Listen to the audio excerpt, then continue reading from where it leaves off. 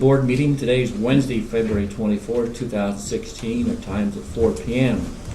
I'd like to recognize our board members, Mayor Bonner, Mayor Qualis, City Council Chairman Kendall Critton, our Heber City Representative Jeff Bradshaw, Jeffrey Smith, and I'm Mayor McDonald. Also appreciation to our staff, Mr. Jason Norland, our GM, and Bart Miller for our CFO and our attorney, Joe Dunbeck. And we got Harold with us and Andrew. We got two special guests. You want to get live on the camera? Introduce yourself. Sure. I guess. There you go. Mason Baker, General Counsel for Utah Associated Municipal Power Systems. Thank you, Nathan. John? Doug Hunter, General Manager of Utah Associated Municipal Power Systems. Thanks, Dan. Thank you, gentlemen, for coming up. I know it was a long trip, but at least it wasn't snowing for you. It's glad to hear.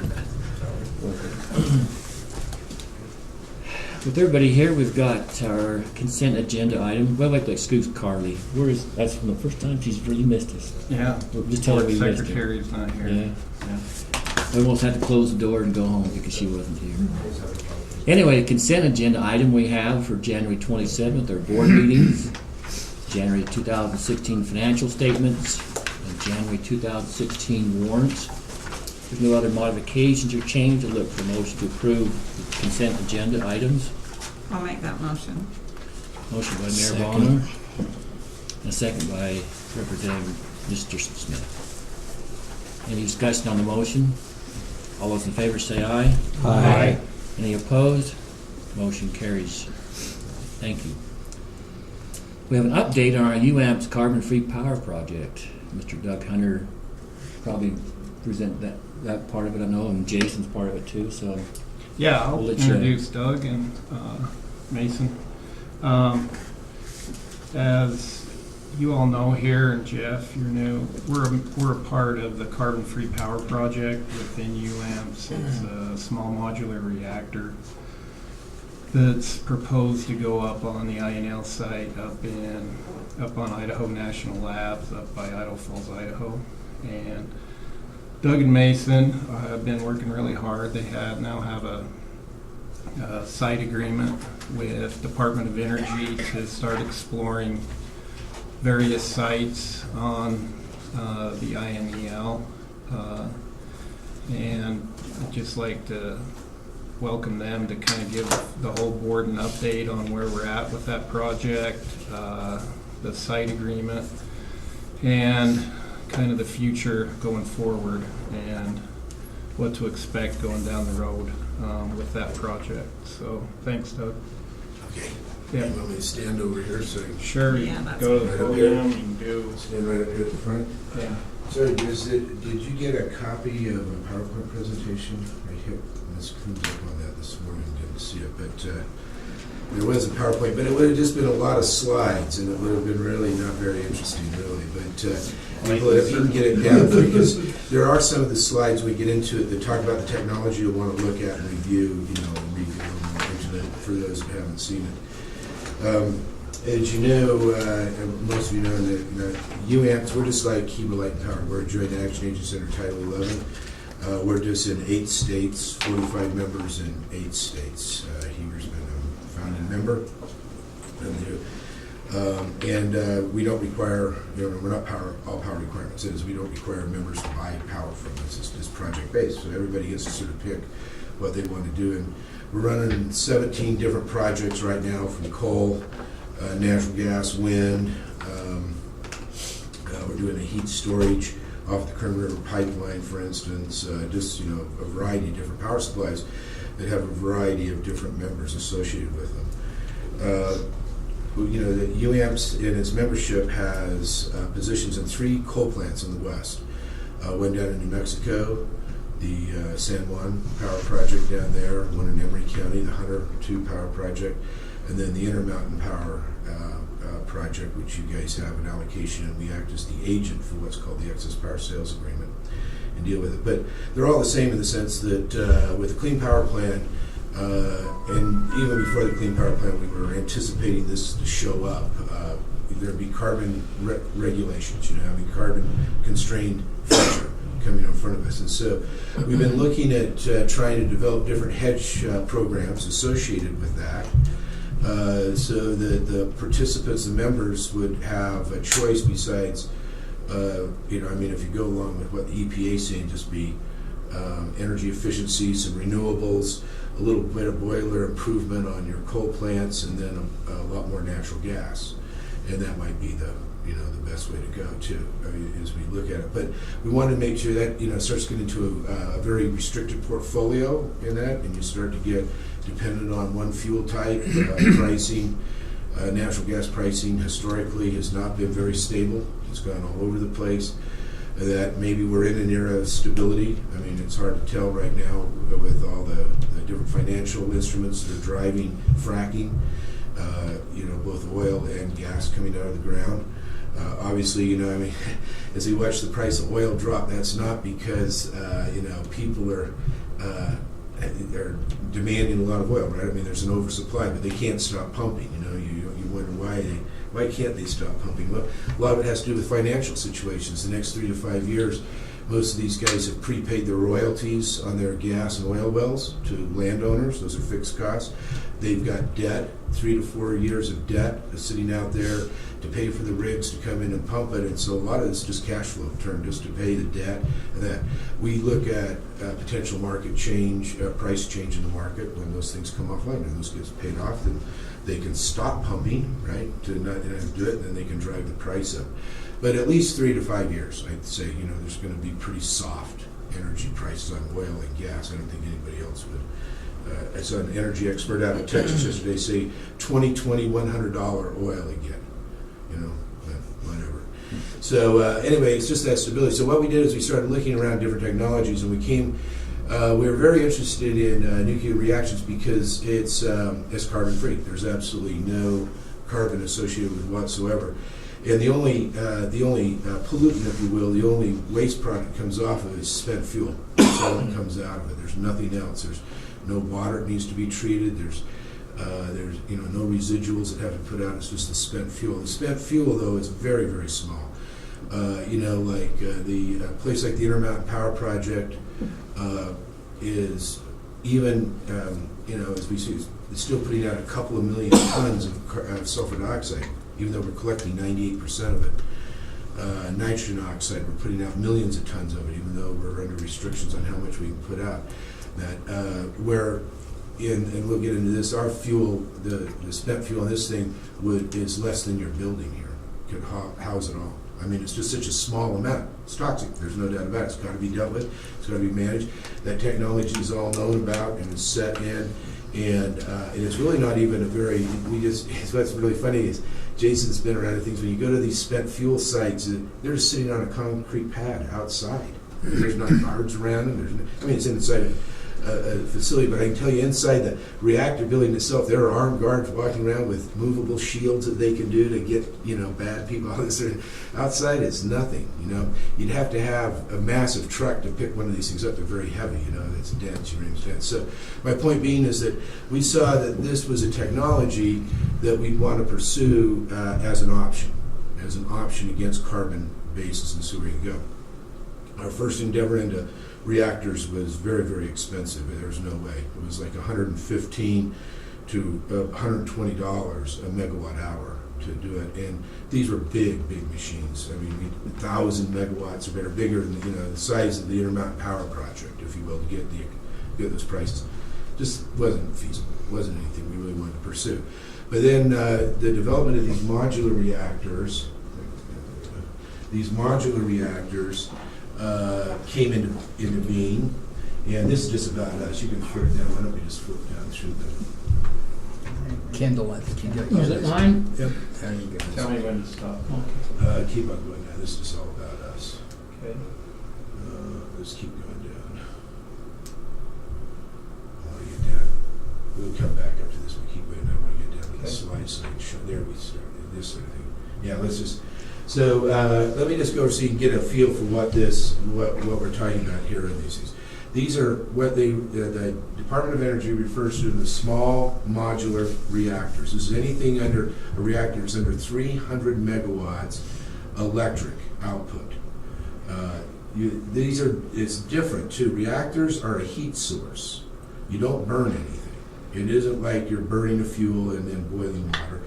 The uranium fuel core itself gets hot, very hot. In here, 300 degrees centigrade, and then we'll boil water with that heat, but it's a heat source, and that's a big difference. The one thing about the modular reactors in this, there are four entities out there in the United States anyway that are pursuing modular reactors. There's Babcock and Wilcox, there's Holtec, there's Westinghouse, and there's NuScale. NuScale's headquartered up in Corvallis, Oregon, at Oregon State University. A professor up there came up with this design. There's nothing really new about this, except it's small. That's it. There's no new technology.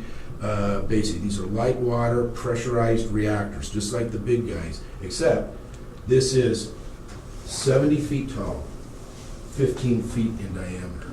And it's a thermos tube. It really is. It's a thermos tube. Let's put down one other slide. I think there's another one. Let's go right here. This is a better depiction of the cylinder in its own right. You can see the thermos tube concept. There's the inner tube right there. This is the reactor core right here that gets hot. This has water in it. And the really neat thing about this reactor is that we don't have to have any outside electricity to it to make it operate. And we don't need to have, or to cool it down in an emergency or that. We have no pumps in here. It consists of valves, and so it takes electricity to pull the rods up. This is depicting the rods come up, and the rods are just a dampener on the neutrons, suck up the neutrons. When they come out, that starts the reaction. The reactor core gets hot. They get it to the temperature they want by modulating the rods. It comes up to a temperature, right as I said here, 300 degrees centigrade is what they're looking at operating at.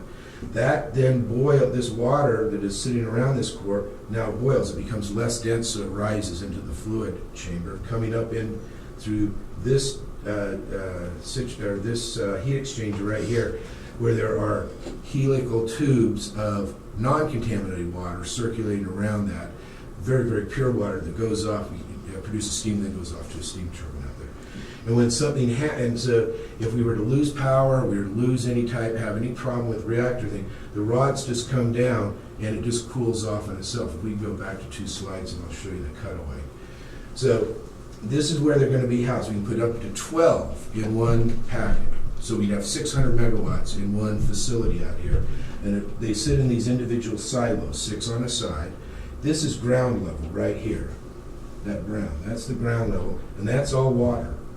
So they're basically underground in a big water pool. The NRC's got these rated as the safest reactors ever filed on. They're a million times safer than the NRC standard because they're near impossible to do anything to. Or the reactor, the safety thing is just this thermos tube. This is just a housing facility in which to put them. So earthquakes come, they're set to handle earthquakes, moving around.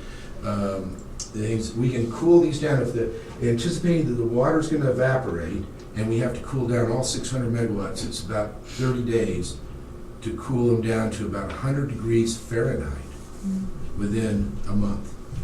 And that's assuming the water evaporates. If the water doesn't evaporate on that, we get a rainforest effect inside, and they cool down faster, about 26 days. They come down better. If we were to lose the water, all of a sudden have no water and had to cool them down, it's about a little less than 300 days. They can come down to 100 degrees. And that's with no outside operator interference. Nobody has to walk up and do anything. We don't have to add any water. Fukushima, the big problem there was that they lost the coolant pumps for the core because they lost their outside electricity. And what those coolant pumps do is they run water around that uranium to keep it cooled.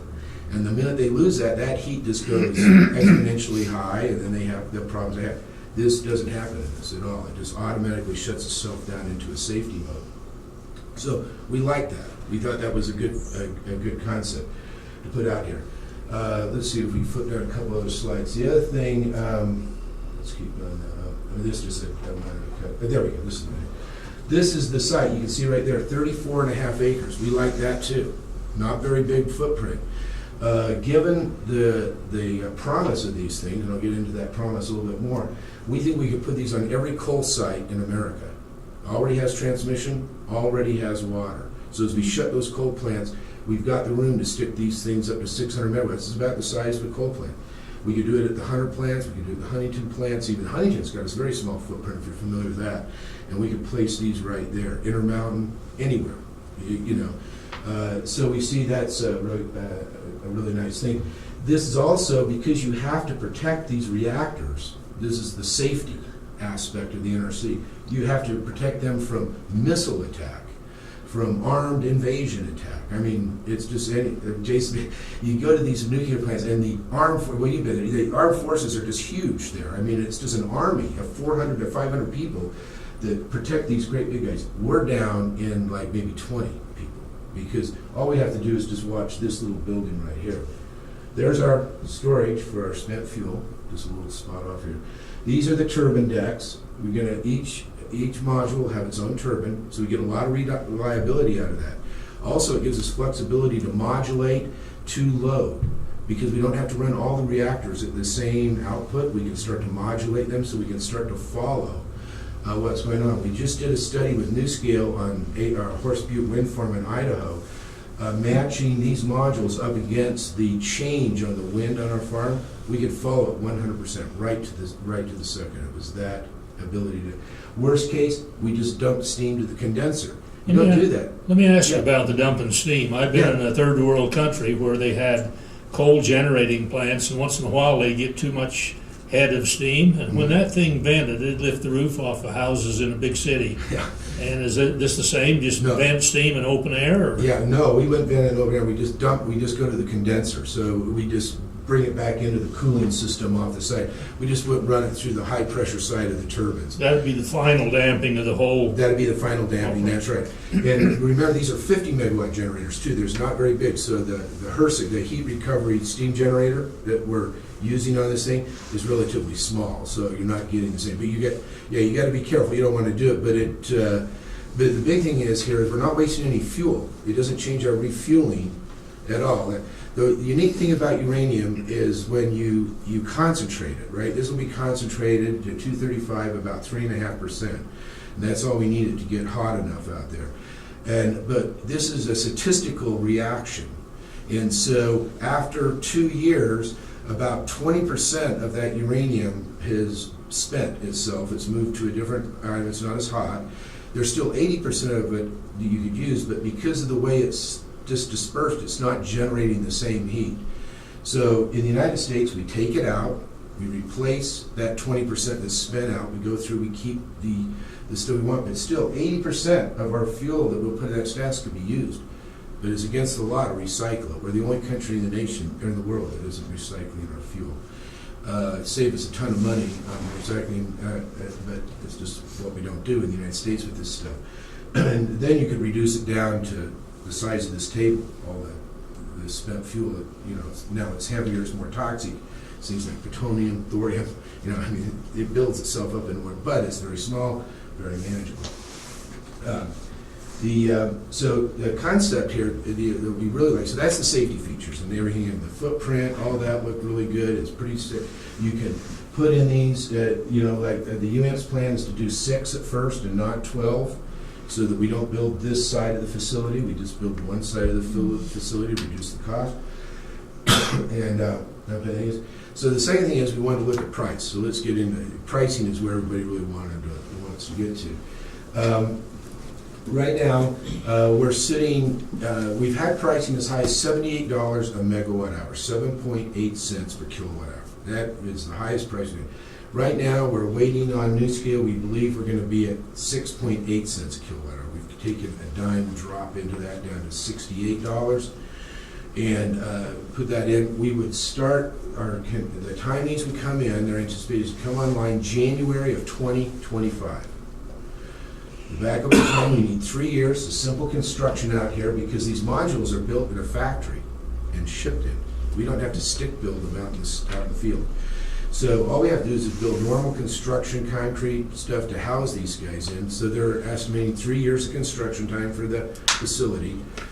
What we have to do is have approval from the NRC to allow us to go in here and get this excavated into what's called safety-related stuff. And that's going by, we're anticipating putting our application in the first quarter of 2018. That'll be UAMPS's It's called its Combined Construction and Operating License with the NRC in the first quarter of 18. So let's say April, by the end of March of 18. The NRC's indicated we have a complete application, which we would anticipate we'd have. They'll take 39 months to review it. 39 months. So that's a big pullback. To get these reactors certified by the NRC, they have to go through a 39-month, what's called design certification review. And they're anticipating putting their application in the end of this year. So they'll put it in, so there will be 39 months there. So if you flip back, we can show this timeline. I had a timeline. It's right there. So these are what I was talking about. So here's, in Mason can talk to you about the agreement, so that we've got the site agreement, use agreement with the Department of Energy, I'll talk about everything. But you can sort of see, start of the COLA, submittal, NRC issues, that's, the COLA is the combined operating license, and design certification, you can see the complete design, the NRC. So that's really what's sort of driving us, and then you can see the timing. It's a pretty good timing, to be honest with you. Under the Clean Power Plan, we anticipate you're going to see trouble with the coal plants in the mid-20s. It starts mid-22, well, with the delay. Even with this delay, it's probably not going to be much less. It's a long, long delay, right? I mean, it's only a few months delay that the Supreme Court's granted possibly the end of the year. So maybe, let's say 23, you see the implementation of the Clean Power Plan starting to come through. We have to reduce, the states are all different in their way to go, but on average it's about 32% reduction in CO2 by 2030. So in 8 years, you're, on average, the United States is supposed to drop its CO2 production that far. And under the way this works, the only way these coal plants are going to meet that in the long run is shutting down. I mean, it's just going to be, we'll do all sorts of schemes to keep the economic viability of these things around. But it's just going to be tougher and tougher to keep them into an operating mode. So this would be coming on at the right time. We would have the fixed cost of the facility to place the modules, but we don't have to buy the modules yet. And so we could bring those on as we need them to come into play. A really nice feature, so it could take us a number of years to get all the modules, and we don't have to eat 600 megawatts all in one big go as we set everything. So as to pricing, so these things are capital intensive, very capital intensive. They're going to be a little less right now. They're going to be right somewhere between $4,000 to $4,500 an installed kilowatt. That is, for every kilowatt to get it out there, it's going to cost $4,000. I'll compare that to a natural gas combined cycle plant that would be $1,500 an installed kilowatt. Big difference. So, so we're very sensitive to that. That represents stranded investment risk. That capital investment represents stranded investment risk. That is, if for some reason you can't amortize, you can't get that investment, doesn't play out, or that is stranded, you still have to pay for it, it can be stranded. So we're very sensitive to that. But so would natural gas. Natural gas represents, even though it's got a lower installed capability, it has a vulnerability to it. Under the Clean Power Plan, natural gas combined cycle was hit just as well. Right there, their target is 771 pounds per megawatt hour of production to get out of there. And the average right now in the United States is about 942 pounds of carbon dioxide per megawatt hour for combined cycle natural gas. And so they're going to have to buy credits as well to operate out there, and we'll go through it. And so I'll go through the price. So right now, if we anticipate that the reactors are down at $68, and that's a number that NuScale's been talking to us, and we hope to have documentation on that shortly. It was up at 78, and now going through. And the reason that price is dropping is that they're actually doing original equipment manufacturing bids and designs on this equipment right now. So they're getting bids in there to help validate. They did conservative assessments or estimates at first, and now as they're getting actual numbers, the numbers coming down. We anticipate that should still come down significantly. So if we bring that into play against a combined cycle, and I'm using a very efficient 7,000 heat rate combined cycle, a little tough to do at this elevation up here, but whatever. You can say it represents the market instead of just a capital investment too. And that to break even with a gas plant at the same time against these reactors, gas would have to be right around $5.30 a million BTU. UAN. Today it's $2 or less. So we're not right on that market today. But obviously gas has been all over the place. Now whether it's going to go all over the place again is another one. The second thing is what I bring in terms, you're going to have carbon credits to even run a natural gas plant. You're going to have to buy carbon credits to run your natural gas plant. Yeah, especially at the same equivalent availability factor. You know, I mean, this thing will run 24 hours a day every day of the year for 2 years. There's no maintenance. We take it down for a couple of weeks to refuel it. That's when you do your maintenance. You put it right back online. And there's no moving parts. There's nothing to break. You know, it's just moving along. You probably have more trouble with your turbine generator side than you're going to have with the reactor side. So to run a gas plant at that, like 95% plant factor and that, you're going to have a lot of carbon credit on there. So when I start to look at carbon prices, you put in, that dampens that 530 gas, right? That means a lower number. Right now, California is trading, they do once a week bid on carbon dioxide in their market. The February 13th market bid out at $12.71 a ton of carbon dioxide. So equivalently to run, if I use a 994 and that differential off of the 771, those numbers of production, we need about $1.08 would be the carbon price, so per megawatt hour. So that brings our gas down under $5, so we're down into that range, sitting right there. Another way, and then another thing I want to bring in is I do this thing I call reactor subsidy, because we are getting subsidies. Let me go through what we've got here. And Mason can go into the depth of that too. We have a cost sharing agreement with the Department of Energy. So for every dollar UAMP spends, they're giving us 50 cents back. And that's going to go on all the way through at least this, where am I? Right here, through the submittal of the COLA at least. And we're anticipating talking about how we'd like to have COLA reviewed with that money as well. So that's a subsidy, and I haven't calculated that into any of the pricing yet in terms of the installed kilowatt number. That would hit that directly. And then the second thing that we're working on is Fluor Corporation owns NewScale. Fluor Corp Engineering, they're out of Dallas, Texas. They're one of the top engineering construction firms in the world. And they bought NewScale a number of years ago. They own it. And if they pull this off, they stand to make a lot of money, right? I mean, I think it's that simple. Everybody can understand that. And so we're saying, since we're the first, we need you to subsidize these reactors to us. You need to bring them into our price target so that my members, the way I like to portray it, my members, when they make the decision on whether to go with the reactors or not go with the reactors, it's at the same price as their alternative option, or within that ballpark. So that it's not just a price signal, it's a legitimate intellectual thought pattern of where are we going with carbon. We'll know a lot more. Right now, I think that first big decision is going to be within a year, though. I don't think it's going to be very far out.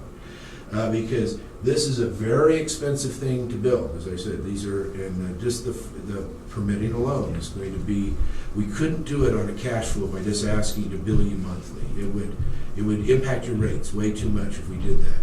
So we want to borrow the money to move forward. To borrow the money, we have to have power sales contracts in place that require us to repay the money. And that's the stranded investment risk that we need to look at and analyze. That decision is going to come within a year. That's going to be right on our doorstep within a year. We put another budget together that we've just passed that we could continue to move on to this as we get more information.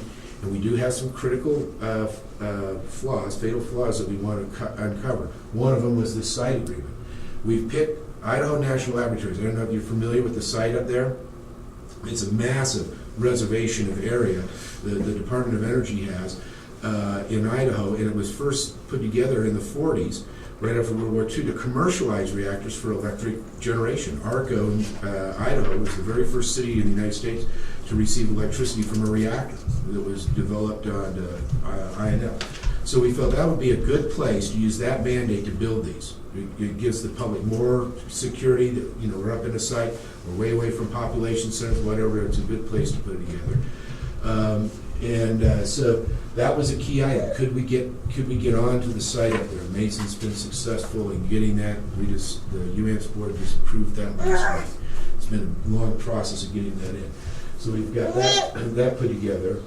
We've got about 200 megawatts of interest right now, into the project, so about a third of the output into the project that comes into play. That's okay.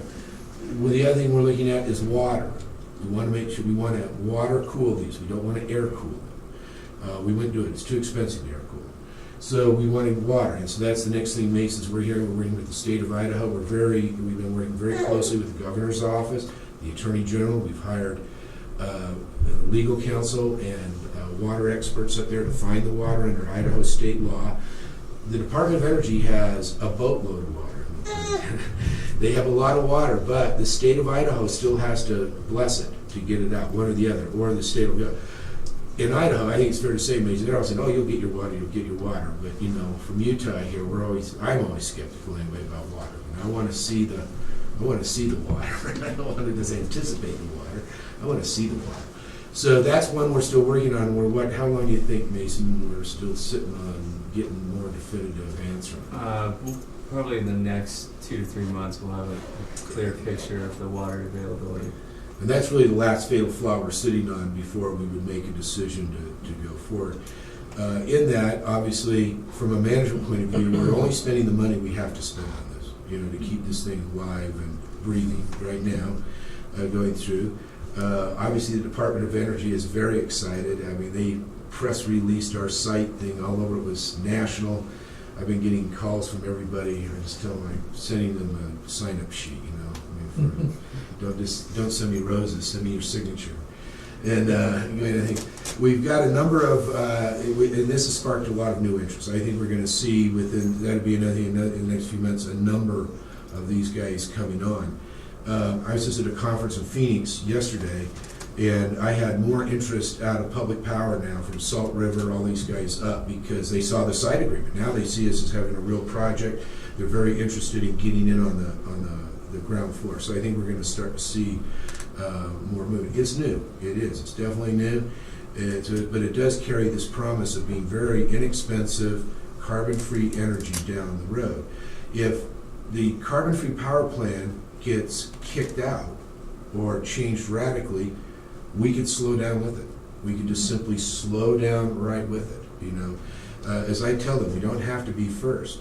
I'm using that first position to lever a better price out of Florida. I'm saying, you go to your second customer. I'm willing to be 10th if you want. I don't need to be first. And if you want me to be first, you're going to have to pay me to be first, because I need to be able to come in to you here, this place, and say, legitimately say, this is comparable to your alternative costs. And we can explain exactly what the differences would be. I wouldn't expect you to make any other judgment call than that comparative pricing. And we go through, but it's sort of a hectic concept right now, because we have a lot of uncertainty in what carbon we do and not do, and where gas we go or not go. And those are I would tell you, I don't want to bet UAMPS's future or Heber Light and Power's future on a projection of what the future of natural gas pricing